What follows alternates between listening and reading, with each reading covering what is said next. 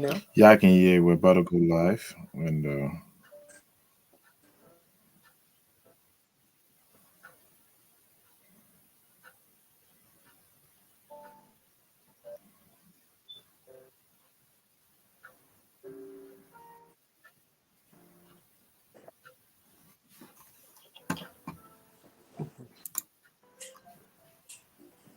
okay, so we are live, and again, please just a minute.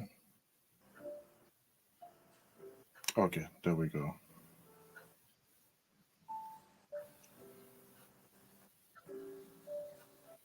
All right, so we're live, ladies and gentlemen.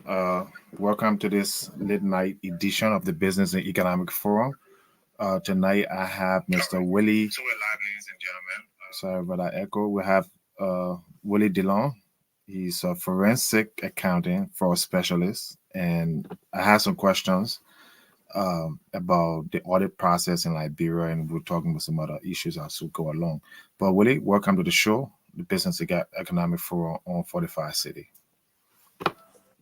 Thank you, Alex, for having me, for welcoming me on your platform. Well, it's your platform too, as well. But it's good to have you because I like talking to experts on different issues, and fraud, corruption is something that you have expertise in. You have a background in it, you worked in it, also from an accounting and taxes and all these different things. So I want us to just get to the point here. What is your view on auditing the previous government, and how feasible do you think that process is going to be? Well, to audit the past governments, it's possible, but we need to. There's something in fraud analysis known as the tone at the top. In order for it to be sincere, you need the tone at the top to be in place, meaning that the will has to be there for real implementation. If that's not there, they could go through the charade, they could go through the act and the process of saying that that's what they want to do, but at the end of the day, nothing will be done. So once the will is there, there are different mechanisms that can be set in place to find out where the leakages are in the system, or where the system is being gamed, and then once those things are found, it can be plugged and stopped. And Do you think the willpower is there, knowing what you know? Do you think that the Boakai administration and Joseph Boakai, president-elect, has the willpower to do it, to go after people and make sure they go to jail if they found guilty? I mean, do you think well, they have it? well, um,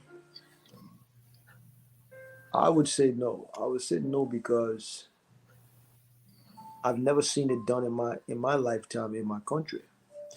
And the leaders that we have been selecting, even down to the guy who's president now, are being plugged from within the system, and they have a good old boy network. And then this good old boy network, they're playing musical chairs with each other. One group leave, another group come, another group leave, another group come. But at the end of the day, nothing changes.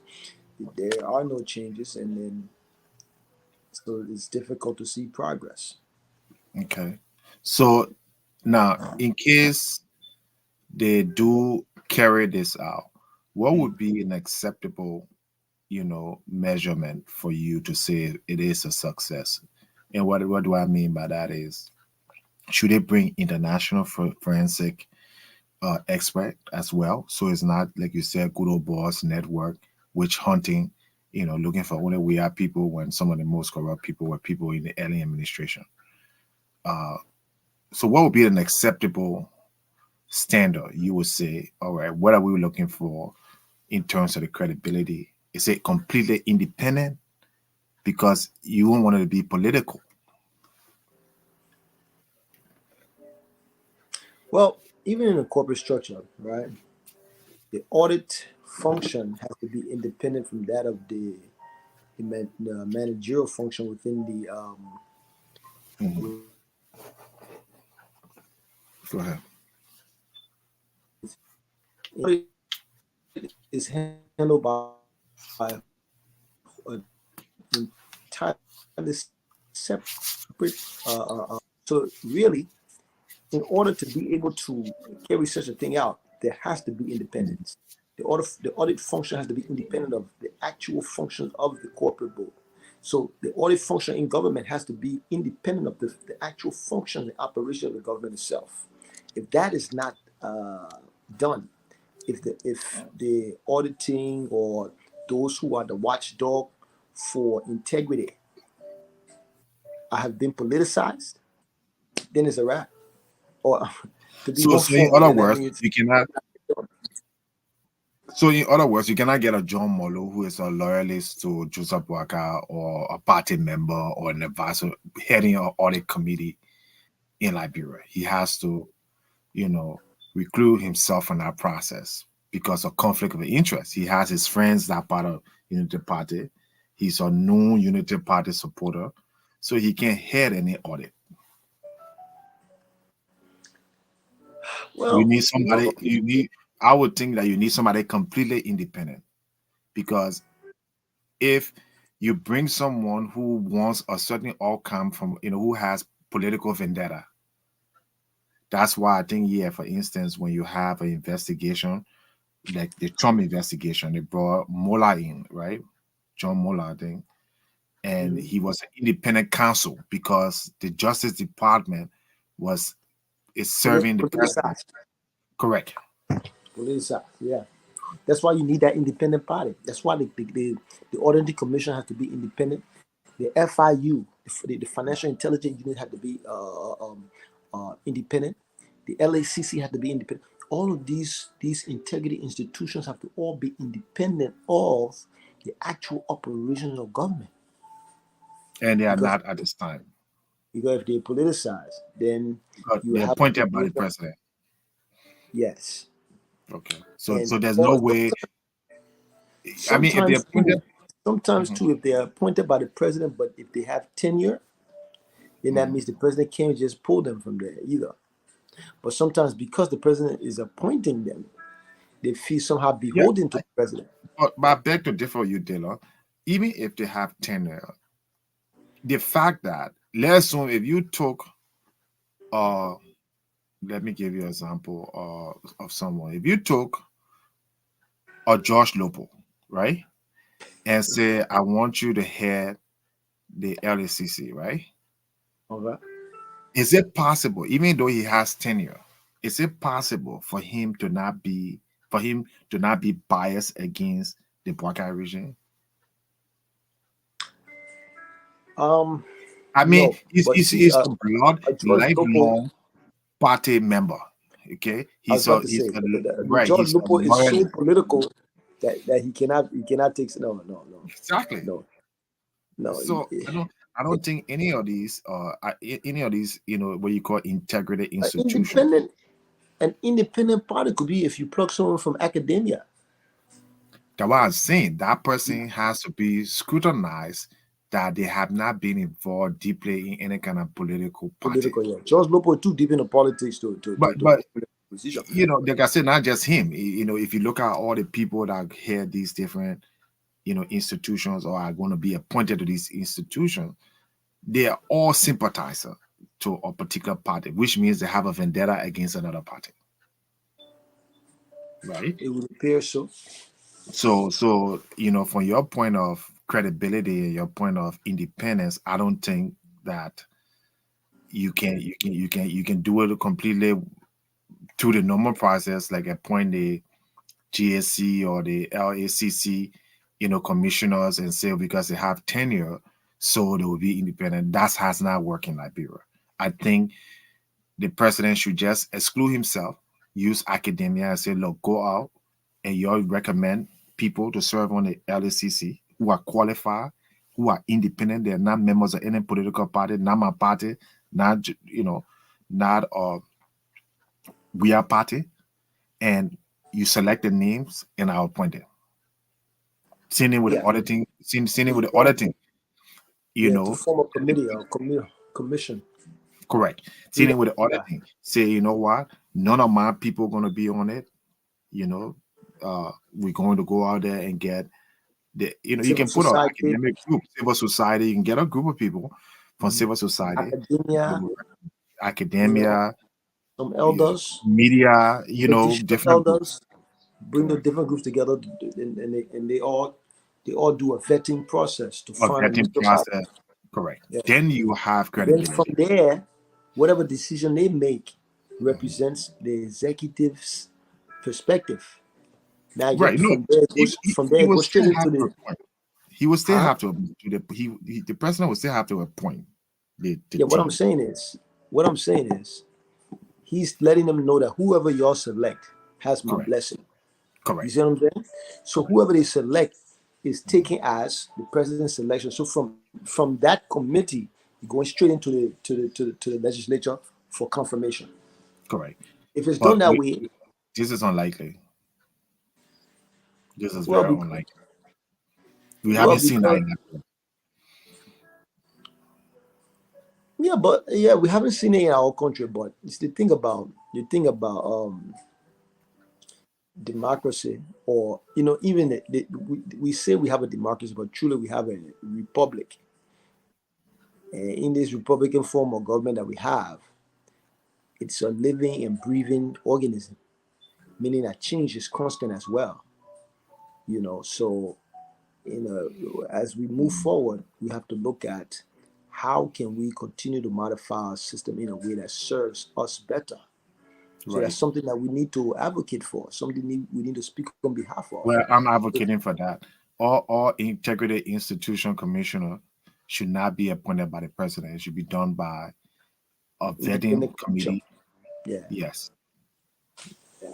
And I think all Liberians should advocate for that. I mean, you can appoint your ministers, all your ministers. I think you We got work directly with 40,000 people to appoint, right? But the ones that are serving on these commissions, you should let the public, do the vetting process and do the appointment.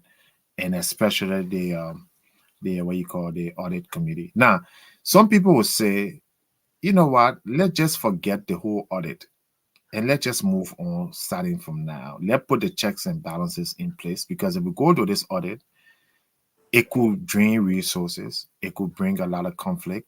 It could be, like I say, unless you do a squeaky clean, meaning no witch hunt, everybody involved. I mean, if people like Amar Khan and Bama Kamara are not audited and really prosecuted, then to me, no audit process in Liberia is legitimate.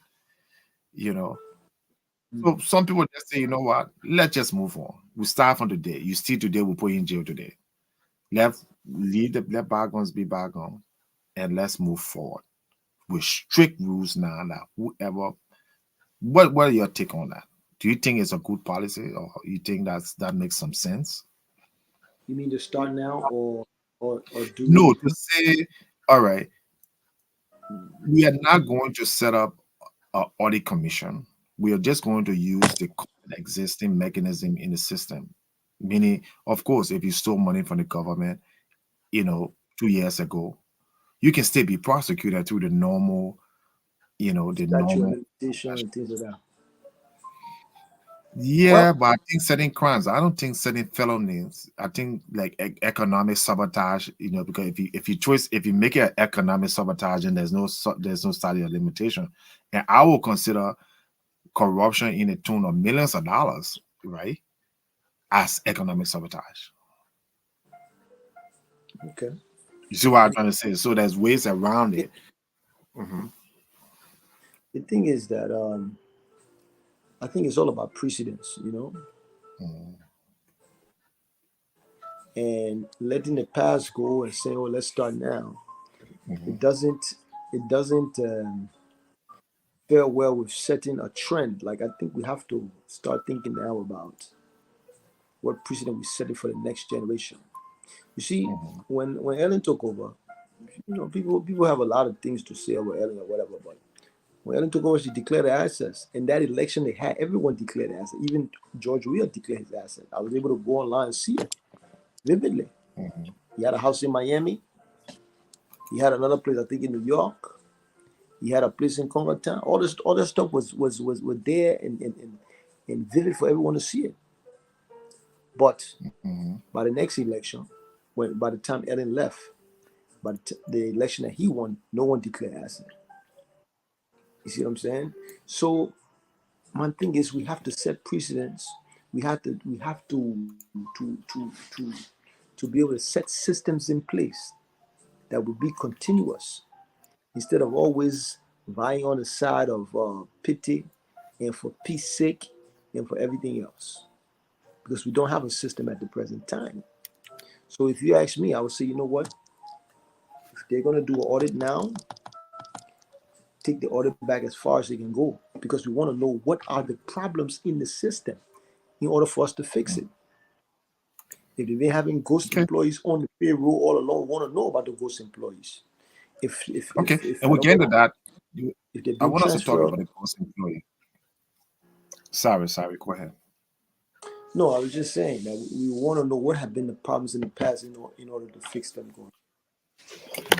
Okay, so let's talk about the ghost employee. But again, ladies and gentlemen, you're watching the Business and Economic Forum on 45 City. It comes on weekly at different times, different guests, and we focus strictly on business and economics issues in Liberia, West Africa, and even in the United States. So if you're interested in joining us or becoming part of the panel, please contact us, and we'd love to have you on, provided if you have an expertise in business and economics. All right, so one of the forms of corruption in Liberia is ghost employee. We're talking about it online where people, put people on the payroll from their parties, from their friends, their families. How do you address that issue? One is creating some form of employment that is outside of the conventional, right? But it's not totally illegal in a sense where, again, get me right. If a minister goes and says, "Hey, I want to get 4 more assistants," right, and I'm gonna go to my party and bring them and put them on my payroll, even though those people are not really qualified, but it doesn't the minister has some authority to employ people in his respective area of operation? Well, I would say yes, but it has to be done properly. It has to be, you know, if those people are employed, they have to go through the proper HR channels. They have to be added to the payroll properly Mhm. and formally in order to make sure that whatever is being paid out is the sum in actuality and not, because if there are actual people coming in, actual people working, then it's not a ghost employee. But if at all you say you have people working there, but then in reality those are just names on the payroll, and you have up and you're picking up the money on the back end, then that's something else. So why when where I know the presidents in Liberia have almost unlimited powers where they can basically employ anybody with all regular, qualification. Like in the case we saw people like Jefferson Coachy becoming city mayor with no experience, no criteria. I mean, the man was in college when he got the position. So Hmm. how do you account for those kinds of employment through directly through the president's appointment, but does not meet any kind of human resource standard? Should the president be employing people first of all, other than the appointees at the top ministries? No, personally, I would say no. Besides, see, because the top officials at the The various cabinet. ministries are, yeah, the cabinet ministers, right? They are selected because they're supposed to be experts who advise the president on those types of issues, right? So that's different. But with if the president hiring the janitor in hiring in hiring the office boy because of his one of his intimate friend. No, no, no. That's But that unnecessary behavior. happens a lot. Look at somebody like Finambono, right? Okay. Do you think she went through some kind of real civil servants examination and testing and qualification with there other applicants? You understand what I mean? Or did Joe we just say, you know what? Make Finambono, protocol officer, no diplomatic experience, no knowledge of the job, right? You know, I'm not picking on her because you had the same thing in Ellen too. There was a lot of people who just came from different area and they found themselves to be ministers with no experience in the area of which they were presiding over. Yeah. So how do you compensate for that? How do you address that problem? Well, you mean as far as like the How chief is executive? hiring? I guess the question I want to know is, how is hiring in Liberian government and how should it be done so as to bring in qualified people? I guess my question. How do you determine this person here is the deputy minister for presidential affairs? Or this person here is a protocol officer, or this person here is, deputy assistant minister for operations at Ministry of Youth and Sports. What criteria is used? For the deputy ministers, all those things, all those positions are filled by presidential appointment. I mean, people know people, word of mouth. People recommend people. People run their resumes to people close to the president, and the president signs off on. But it's a lot of So times there's it's no not based. meritocracy. It's not. I was about to say a lot of times not based on merit. It's based Okay. on campaign connections, campaign Okay. contributions, campaign connections, political connections, and so forth. Yeah. So then how then do we get qualified people when we don't have a system for which people are brought into key positions in the country? I'm not talking about ministers again. Ministers, I can say, all right, that's the president's prerogative. But I'm talking about directors, I'm talking about, you know, other technical positions. The assistant minister for budget. Yeah, because a lot of these How is the ministries assistant too. minister for budget? I was about to say a lot Um, of these ministries too. You go a lot of these ministries when you go below the mhm, deputy uh, um, rank, those roles are very technical, and so you need competent mhm, people to get the job done. mhm. But all of those things are done through And most connections. oftentimes it's Excuse okay. me. No, I say, and there's no standard currently that we have that would say, okay, this is a test that you got to pass. This is an independent board of employment, right? I think No, it's in not. even country like China, they have an independent. Yeah, You said hello. China has a what? I'm listening. You said China I has a think what? like that most countries they have an independent hiring board.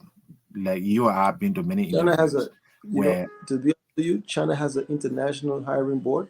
China also has a nationalized test that all civil servants have to take, mhm, and before you can even get into the civil service. okay, right. Exactly. So in Liberia, we have none at the time, at the moment, at least for the last two administrations, including this one. Yeah. Okay, so it goes employee. All right. Do you think that's going to be a thing of the past? And if so, how do you, if you were Minister of Finance, how will you um, solve that problem of course employment I will have to or form course employment? a I have to form a task force of young, um, energetic young men. Go to LU and look in their accounting courses to see which one of these guys are very astute, and we bring them on as interns. We train them to be able to go through payroll software, and we link. someone from the HR department to be a liaison between the the department and these accounting interns to be able to come up with a database of what we call the master hiring list. The HR department is supposed to have a master hiring list of everyone who is employed within the confines of that ministry. And But do then, you think that, go ahead, don't you think that the previous government, especially the early administration that boasts of having capable people and qualified people and U.S. assistants, don't you think that they had that system in place? If then why did we do we still, at least in the government, still had a lot of ghost employees? Because she told me that and I think there's another video online where she was scolding Anthony Syed of corruption in the Ministry of Finance of ghost employees, right? I think you've seen that video. yeah, So do you excuse me. think that these people should have, solved that problem at least in our administration? Because that's a huge form of corruption, isn't it? Well, one thing I would tell you, you can mitigate fraud, you can mitigate corruption, but you cannot alleviate, you cannot eliminate fraud. And the thing about fraud is it morphs and it changes and it modifies itself as it's like a cat and mouse game. I'm saying that to say that because you asked the question of should it not have been solved, and I'm answering the question in the sense that fraud never goes away. You can slow it down, but you can't end it. Even here, where we are in the United States, I would have to argue that this is probably one of the lobbying system that they have in Congress. You know, you can argue it's arguably legalized corruption. Mhm. So coming back to our liberal context, whatever they did in the early administration shows that it was not effective. If it's still going on now, that means it was not effective. And so we need to look at what was done on their part and see what mistakes may have been made and build upon those. Because the same way um, fraud continues to morph and change as a Mhm. fraud fighter, as an auditor, as a compliance individual,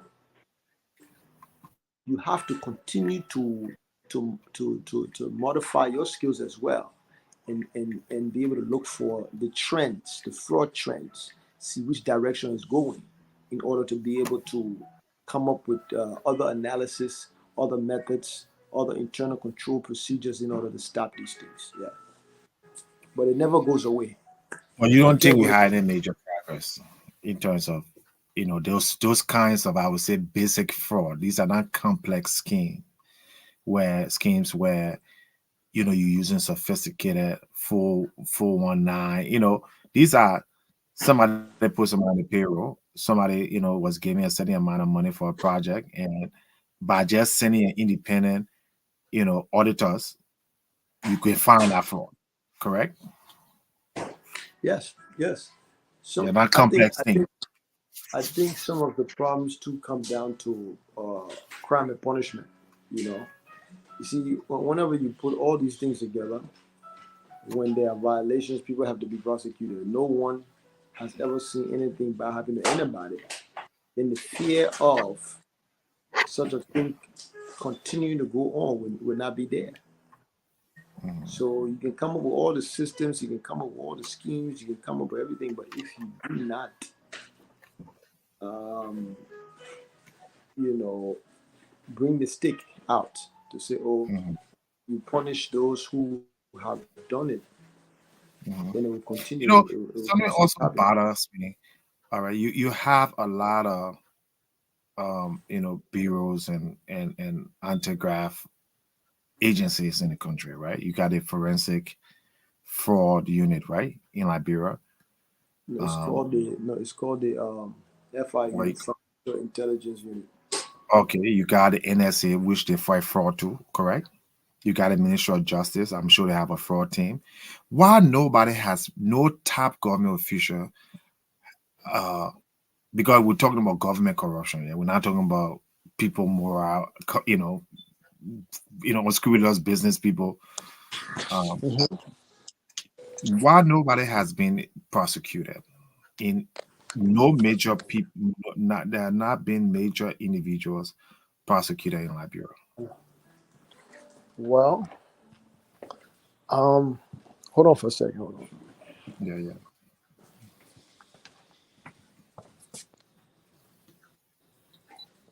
Again, we're talking to Willie DeLong on the business of economic reform. We're talking fraud, corruption. Well,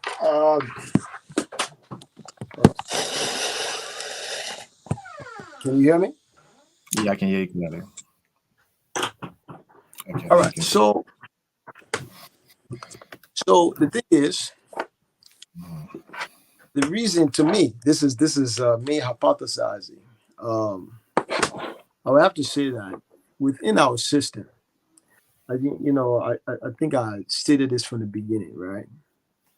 That first and foremost, in any system, in order to fight graft, to fight fraud, to enhance compliance with rules, the ultimate arbiter, the ultimate uh, uh, uh, tone setter would be he or she who is at the top.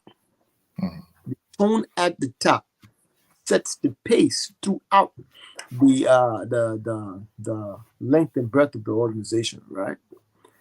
So, if at all those people at the top or those who are in charge of the system, if at all they don't want to push too hard because when you haul rope haul bush, like they say where we're from, or we are all connected, somebody cousin or somebody nephew. If that's the mentality of the of you know those at the top of the system, then I mean no one will get punished. But as long as there is not an example to that has been set, then there's no fear of you know of the repercussions that come along with the actions. You see, this you saw what happened in America not too long ago with FTX, with the cryptocurrency situation, right? That mhm, was in the Bahamas, right? mhm, When the federal authorities took all of the assets that this cryptocurrency exchange had, they said there was a deficit of 10 million, or 10 billion, I'm sorry, mhm, right? But based on the investments that were made, mhm. the federal authorities have already recouped up to 8 billion already. For And they, getting people property, uh, no, no, freezing no, account. no, just the investments. He invested into some things like I forget there was a name of an artificial intelligence company that was just bought by Google. I forget the name of it. Google just bought an artificial intelligence company, I think 2-3 weeks ago. The value of that company tripled. Okay. Not even Google, it was Amazon that bought the company. Amazon bought artificial intelligence company about 3 weeks ago, right? Okay. Right. And because Amazon bought the company, Mhm, the value of the company tripled. But one of the initial investors were FTX. He okay. bought that thing back in 2019 or 2020. He bought Okay. major shares in that company. Right. So the investments that he had made Mhm. had accumulated to the point where they were able to recoup All the about investors. eight up to about 8 billion. They It. still try to get about 2 billion left. Okay. The reason I'm mentioning that is to say that at the end of the day, they may recoup all of that money. But Mhm, the reason they're putting him in jail mhm, is because they have to set an example. mhm. You see what I'm trying to say? So sometimes, instead of looking at it from our traditional perspective that we've always had in Liberia, or when you haul bush, or somebody causing us, somebody intake, somebody brother us, somebody, we all intermarry. So at the end of the day, nobody can punish anybody. We have to break away from that way of thinking, because at some point in time, somebody has to be the fall guy. If there's a crime, there has to be punishment. It's the same thing like to say you're driving and you're speeding on the highway, right? And the policeman stops you. You cannot say to the policeman, "Oh, the other people that were speeding." You cannot Yeah. tell the judge that and say, "Oh, why you let the other people go?" No. Yes, You somebody. understand what I mean? Your Some, fine would be based on your own action. So you're right when you say that at some point it needs to stop, because it's a perpetual circle of what you call it, of impunity. exactly. That's what they call a moral hazard. Immoral hassle. Okay. If you're doing that, then it's a moral The hazard. question now becomes is having the ability, one, and having the courage to do it, because it's a But better. I mean, I, quite frankly, like I said, I would pray, you know, don't do a real audit on people in Liberia, because if you do a real audit on people and you process it legally, many of your family members in Liberia, many of your friends in Liberia will be in jail. I mean, if you take the order too far back, maybe the president himself got to go sit That's what I'm saying. You down. know, so when I hear people talking about audit, I've been The in audit. president got to I've ask been us in a question. audits. It's a very tedious and exhaustive process where even stuff like, okay, you went out to dinner at a convention, right? The auditors will just look randomly and say, okay, from this month to this month, we want to see all the expense report, all the dinner, and you gotta literally bring that receipt. You understand what I mean? If you're supposed to come to America, for instance, for a conference for let's say 2 days, and you end up staying 4 days, but you collected money for the 4 days, you broke the law if you didn't return that money. Now, how many Liberian ministers and government officials from the early administration to the WIA administration that went to conferences and returned money? Because the thing is, you cannot, Oh, witch hunt. You cannot go ahead and say, it's, it's, "Oh, I'm oh, only going after Samuel 12." Right? You cannot do that. Then when you go, even in the House of Representatives, when you go to go audit, there are people who got money for a website, like collecting money in the budget. I look at the budget and it says for internet and website. Okay, some of the very same senators then that you fighting behind Unity Party, they ain't even got a website, but they've been collecting money in the office for the last 6 years. Okay, how do you that they should be prosecuted? That's a crime. That's fraud. So you can't go and say, okay, this man took $2,000 for the senator website, and the senator never built a website, because there's record. If you build a website, there's links, right? There's history, web history. So that's when you can go build to more money and say, oh yeah, you know. So if you don't have that, you have broken the law. You've committed fraud.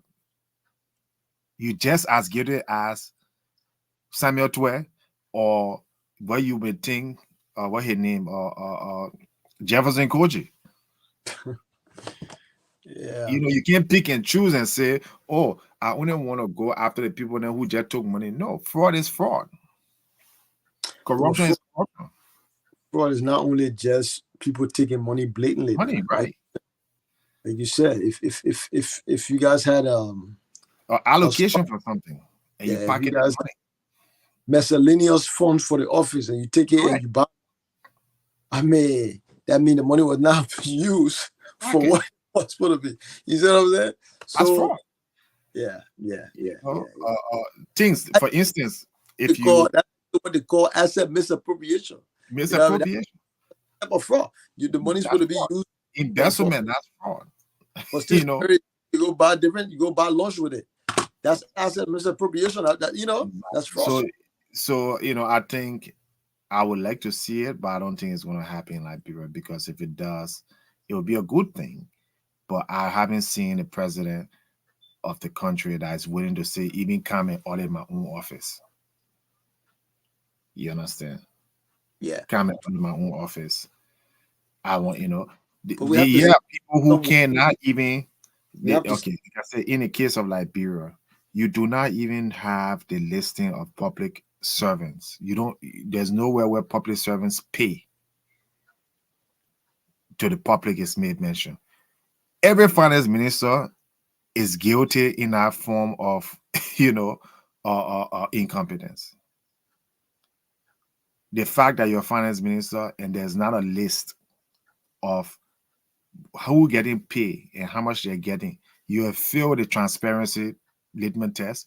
You have failed the good governance litmus test, right?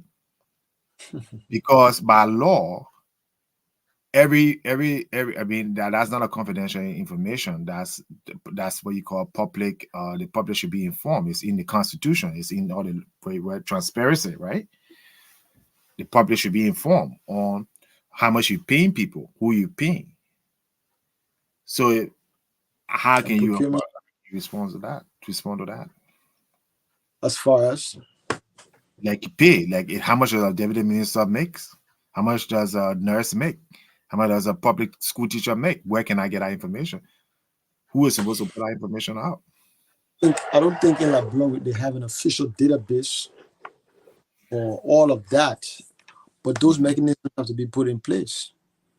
Do you think the lack of putting in place itself is corruption? Is fueling corruption? The lack of you a nurse, I'm a nurse. I don't know how much you make. Maybe you And making $500, I'm making $200. Hmm? anytime not transparency, anytime where something is done in the dark, anytime where something is done in an enigmatic way, where it's like an enigma, we can't understand it. It just seems like it's magic. Anytime you have a situation like that seems so complex, Yeah. it has a high propensity of Oh, leading to fraudulent behavior. Sometimes, you know, is left that way on purpose in order to right. facilitate other things. Right. Most likely graft and fraud. Yes, I would say that. So, So that, let me just switch topic a little bit here. I'm looking at, and I'll share my screen here on the budget, right? And I'm looking at the debt in the budget. It's coming up here, and it says here, public debt profile, subscription and other payables for the 2023 fiscal year is projected to be 99.8 million, decrease of 4.9%. Total debt service forecast 105. Right? You see what I don't know if you can see. Let me. it did too well, but you read it out to me. So 99 million is the debt now? But that was That's just the in the annual. That just no. it's That the just in debt the service. Hold on, yeah. oh that, That's that how is for the much. pit. Yes, Man, for this one wow. year. That's Okay, almost $100 million the total budget. debt. Mhm, That's a it hundred million tells you what dollars. the total debt. Yeah. What is the total of that? Because I can't see that. So yeah. Yeah. So the total debt here is projected as 1.9 billion for 2020 2022. The overall Well, debt stack as of September 2022 stands at 1.9 billion, of which domestic debt is 835 million and external debt is 1.1 billion. I So mean, the 199 million is just the interest payment on our 1.9. the interest And payment. this is But what 22. So you haven't even added. So you're running $100 million interest payment every year. The reason I pull this up is because a lot of people are the expectations in Liberia is through the roof. Okay, you're a finance guy. Do you think it's feasible that with this kind of debt burden, I think it's a 55% debt to GDP, which I think is very high. Okay, that is possible to carry on any kind of major infrastructure development. They can't even build no roads. That's why Okay. every day people begging. They're going from country to country begging for this other fund, that other fund, this other country to donate money to help so they can build this road. Everything is being done either through the World Bank or what they say donors. People making donation to the Yeah, but country. this debt Yeah. includes some of that money. Most of the debt, where you saw the external debt, they are Uh-huh. debts from World Bank. From the, Mhm. I mean, debt from the IMF. It tells you. There's a point I From want to get to. The point I want to get to is Liberia just got out of the debt through the whole HIPIC process just a few years ago. Mhm, It hasn't been 2 decades, right? And then mhm, the debt that they erased was about 4 billion. It wasn't even that much. It was 4 billion. And just in a few years, we have taken it mhm. almost to 2 billion again. Yeah, Does that not seem and like that debt and the 4 billion was accumulated over the entire life of Liberia, and well, within less than 50 years, right? yeah, that 4 billion was, I think it started from like the late 70s, 80s, and then it kept growing. No, So yeah, but even debt, over a long even debt from the 20s, even debt from all the debt was just added. I don't think there were any debt waiver program prior. I mean, you can say the bulk of it came in the 70s, right? But that's the stock of the country debt that were there was some. added plus interest. Correct? Anyway, go ahead. That was the So total that debt. the entire debt of the country up to the time it was waived was 4 billion. Correct? And if people Correct. are don't they're about to do in the next couple of years, because I don't know Correct. how this government gonna do anything different.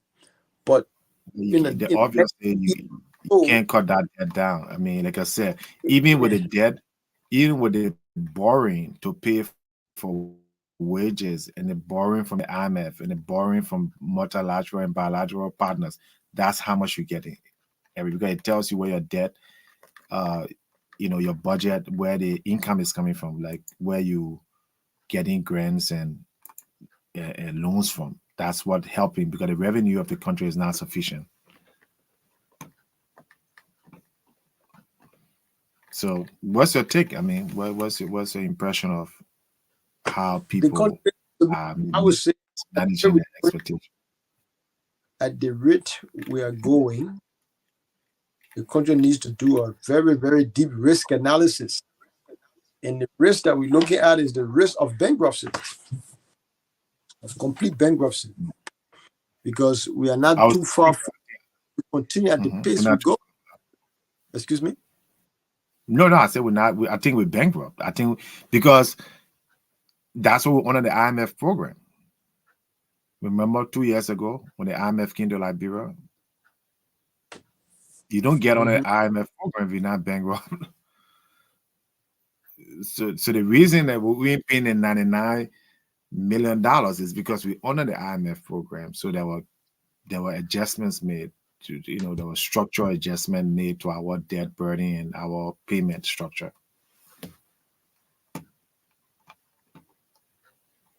Yeah, yeah. I would say that at the pace we're going, we are heading towards a bottomless pit. Hmm. Okay, another important thing that came to my attention, and I would like you to share a little bit light on. The government is the largest employer in the country, and I think somewhere there's about 40 to 60,000 employees. I don't have the exact amount. I seen it a while ago, which means that is not of the labor force. So let's say 1 million people in Liberia looking for a job, and you got 40,000 government jobs, right? Or 50,000 government jobs. Where are the Yeah. rest of the people supposed to get work from? You see, So even if you hire all the Unity Party people, okay, you still have 600,000 of them left with all jobs. How do you manage a situation where, because all of the people are excited. Sitting with George Weah, you put all the seditions in government, but you still have hundreds of thousands of them that will never see a government salary. Their children will never see a government salary. So you got all the loyalist thing going on with the hope that you get government job. So where's this government job? Where's this job coming from? Okay, so as far as I know, Liberia follows like a political structure that is democratic, Republican, but then economically they follow the free market, right? And if you follow the philosophy of the free market, the mechanisms of the free market, then definitely you believe in private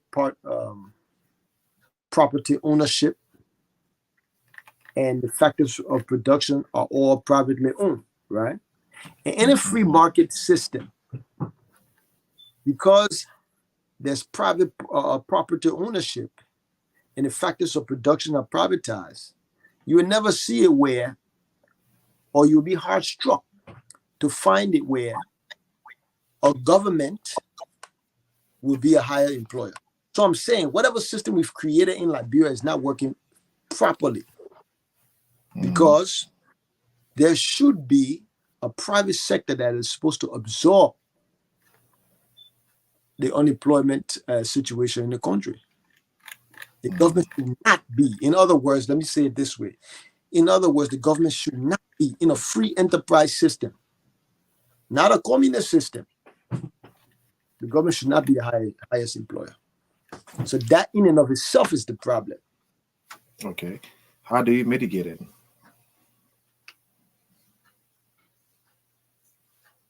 Well, I mean, okay, we agree that people make the argument. Yes, we need private investors. We need people to you feel people are making that argument, but how?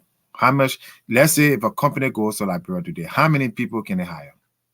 it's not a quick fix thing, right? It's not a company come situation. That's not how you fix it, right? Right.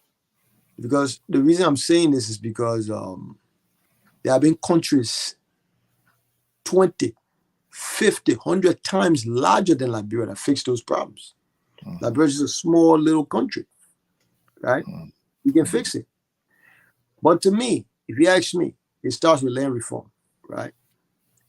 It starts with land reform where you, first of all, you have to empower the people and convince them that they need to stop going to the Lebanese man and buying one biscuit and one chicle and standing in the street and selling chicle all day in order to buy one cup of rice to eat. No. You have to convince the people that they have to put in a hard day's work. But when they do, they will be able to yield the benefits from that. But it starts with land ownership. It starts with, like I said, land reform, giving people something that they can hold on to themselves, right? And then once there's land reform, the land reform should be centered around private farming, where people are giving, plots of land that they can own privately and they can farm. And they're based on crop use. Let me stop you there. Let me stop you there because it sounds so simplistic as you laid it out. Not a simple thing. It's not a simple. That's why. So let me put some timetable. Let's say, let's say because they have this land reform policy. All the skyscrapers you see in Beijing and you see in Hong Kong, it all started with that. All the skyscrapers you see from so that. You mean land reform that because most of the land they have traditional lands in Liberia. They have people who have private land because have a real free enterprise system, not tribal land. So that means you have to take no. I want to get somewhere. I want to hit the nail on the head. I don't. I want to talk specific. Okay, land reform. What do? You have traditional land ownership, right? And you have private land ownership, and you have government land ownership. What are you reforming? Are you taking the traditional land, giving it to individuals? Are you taking the government land and selling the government land at a discount to people to farm? What is the policy? The policy here is that you're looking at it purely from an economic standpoint. Mhm. Factors of production are privatized. When it's privatized, people think bring investment. But privatized could be either the house that you own, Mr. Jones, you went and pay money and you build your house, it's yours too. Mhm. It's in private hands, right? Mhm. These people that you see, when you go to Liberia now, you see people just line up in the street. Some of them selling kueh, some of them selling biscuit, some of them selling chicle. I mean, it sounds funny, yo. It sounds funny, but it is true.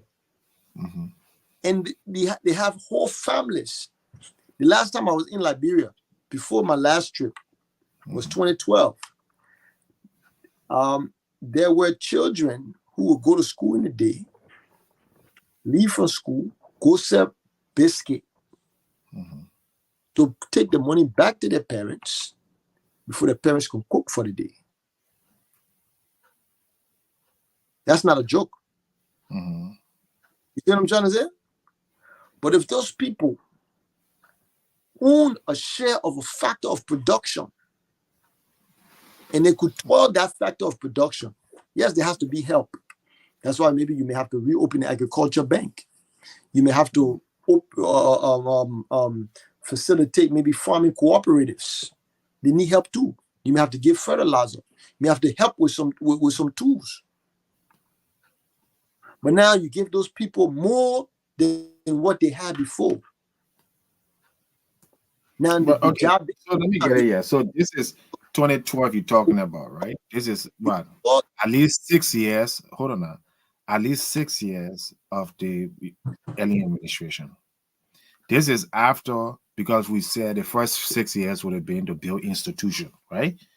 To build capacity, right? This is after all that 6 years of the poverty reduction strategy, of the building capacity, of the international help. And you're still saying that there are children that gotta go to school, come from school, go sell cold water before their parents can eat, can cook for them to eat. All uh, right. uh, The reason why I'm public, saying that, because I want to give Liberian a dose of reality. Okay? everywhere. Public is everywhere. Public No, is no. everywhere. No, It's what you just do. allow me. Poverty is Okay, everywhere. all right. Allow me, Mm-hmm. please. All I'm trying to say is this, right? Mm-hmm.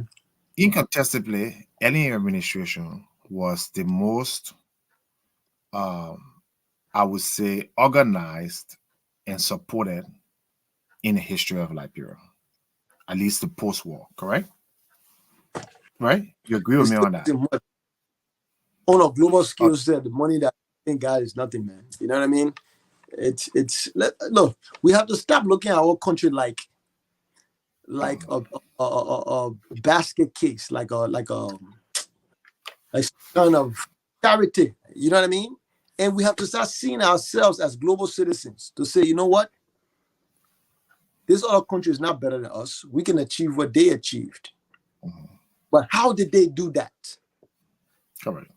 And And that's then why I'm coming to. start And implementing. this is where I'm coming. This is what I'm coming to. That's Okay. the kind of stress that we have to That what is where I'm coming with this. My question, this is where I'm coming with this. Okay. You can make the case that George Weah administration was completely incapable, right? They lacked the capacity. They were poorly run, right? You can make the case of that. But on a early in 2012, right? You cannot make the case that they were not competent, sophisticated, educated people serving in government, for which you're saying, how do we make our country advance? How do we get into co-op farming? How do we get into manufacturing to help the capacity of making government, not making government the largest employer? It doesn't happen overnight. Let me tell you that, Okay, Alex. right. If we So start how now, long do you think? Hold on. How I'm not asking to make progress in 1 to 2 years time. I'm barely asking what is the plan and the timetable that is being put into play. How many? Let's say you want to open 120 manufacturer over the next 20 years, right? You can say, okay, we'll open two per year. And the point I'm going back from 2012, like you said, is between 2012 and to going to 2024, right? Mhm. A decade. And the only thing that has happened, government has have come, governments have gone. You don't even have a blueprint on what you're talking about. Well, the reason you don't have that too is because we don't in our country government is not continuity. There's not a growing concern. In Liberia, when one group go, they wipe out everything the other person does. They come, they start their own thing. And when the next group come, they wipe out everything the other person did, and they start a new thing. In terms So, of policy, well, I think because I don't think, no, I beg to differ because I they're don't not. think the sedition government, the CDC government wiped out everything that Ellen was doing. I don't think so. I think even when it comes down to the ministerial complex, when it came down to, all of the rules and stuff that Ellen had already laid the foundation or were in progress, those were the same rules that if they completed or they were working on. I don't think they changed the structure of the budget. I don't think they changed the size. So that mean, okay, no, I understand what you're saying. Go ahead. No, Go I ahead. don't think, like I said, Now, no. I mean, we will actually, we'll let you spoke think that. complex. Okay, so the SKD spoke complex too, so that mean that it was a continuation. Yeah, the No, SKD, what I'm don't saying is the when we SK, talk continuation, you don't talk about buildings and no other things though, because those that it has no bearing on systems. yeah, but Dylan, And the you're systems looking at a on. situation here. Okay, you're looking at a situation here where, like you said, when Eddie left, you had an $800 million debt. Okay, you had a foreign reserve of $150 million, which was not even enough to cover the payroll for that year. The payroll for that year was about $200 to $300 million. Okay, day one. So you don't even have the money. We're talking like when people come and talk, preach this thing, oh, we're gonna build Liberia, we're gonna build roads and stuff. The way they're building the roads is they are borrowing and adding onto the debt, which the interest you saw when the UN the World Bank released why Liberia couldn't pay the December portion of the debt. You're not building roads with what you call surplus. Okay, you're not building roads from tax revenue. You're building roads and you're carrying on every project in Liberia from increasing the debt. Now, it's not a bad strategy if those roads economic returns will be greater than the interest payment on the debt, but it's not the case. And I got it all laid out here. The government projects. Okay, I got it all in the budget. Executive order for the 2 million GL government of Liberia project. This one, 5.6 million. The road project, 70 million. I'm just saying, and you go there, you look at the debt. So the problem is an economic problem that you have a country where they do not have any excess capacity, any capital to build any of the things you're talking about or to do any of the things you're talking about. So let me ask you. How do you go about that? You see, um, in order to do it, you have to have a long-term plan. Okay. The long-term plan, right, has to take into consideration that we've had the wrong paradigm for a long time. Africans as a whole has had the wrong paradigm for a long time. And the paradigm is that natural resources, when we dig them up and sell them, that's what's going to develop the country. But the truth is, the true resource of any country, the most precious resource, I guess that's why Toba used to say, oh, the precious jewels, because the most valuable of all resources that a country has is the people. And the reason why the human resource is so important is because, you see, all the factors of production depends on the human being in order to produce. You see? But in order for this human being to be able to produce, he also has to have ingenuity in his mind. Right? And that ingenuity starts with being able to understand simple concepts. Until over time you can understand complex concepts. That's what they call education. So that means we need to start reinvesting in our people. And it starts with empowering our people so they can produce.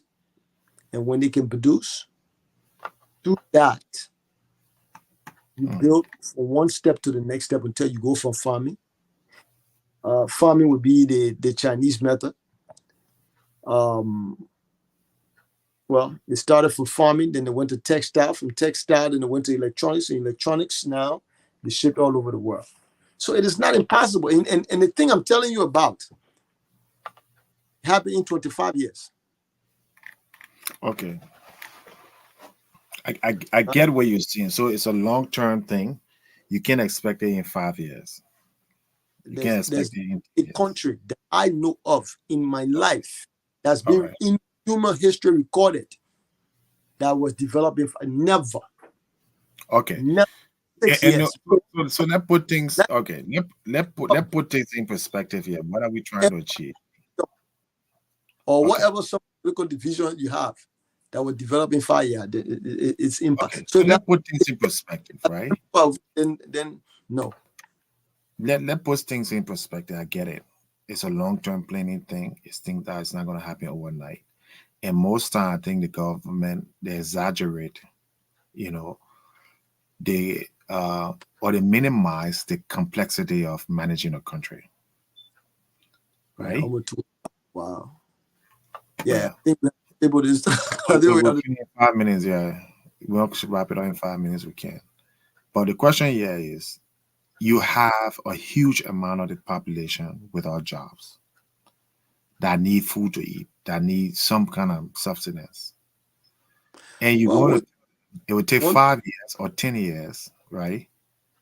To be able to produce the means where private sectors in Liberia can employ them, or they can be investor in those private sector.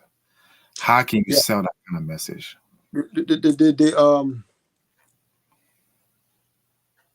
If you want something short term, you have to look to like a place like America, right? After the Great Depression,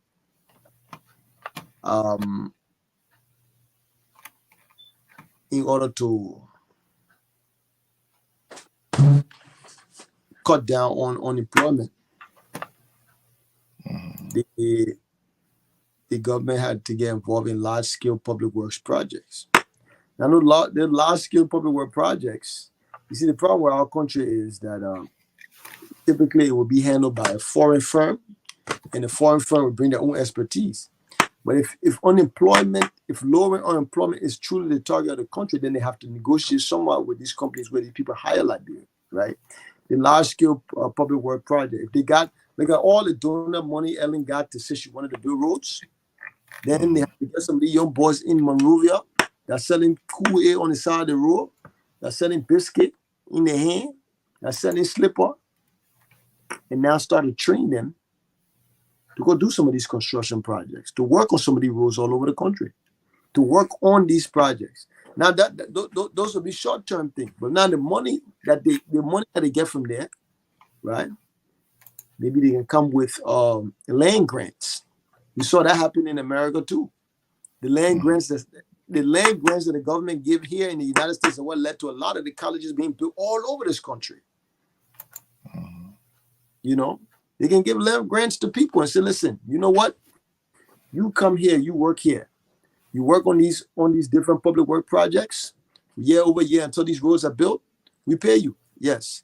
But your money over time, what we'll also do is we'll take a portion of this money, or we'll take a portion of this money as payment towards a piece of land. And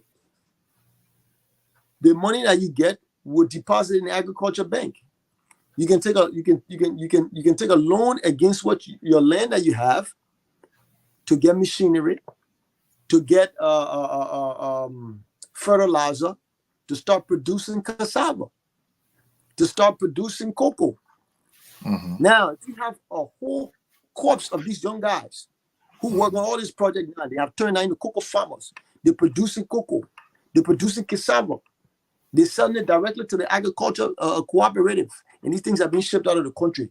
You get production outside of mining now. These guys who were selling biscuit on the road, they had to wait for something to be imported in the country before they could even try to resell it to somebody in the country. They are now exporters. They are contributing towards the net export of the country now. They're growing cocoa. They're growing cassava. They're growing coffee. And that's how you turn a bigger country into a producer. And that can be done immediately. That's why I told you, when the people had a Great Depression right in the country, they put that with public work project.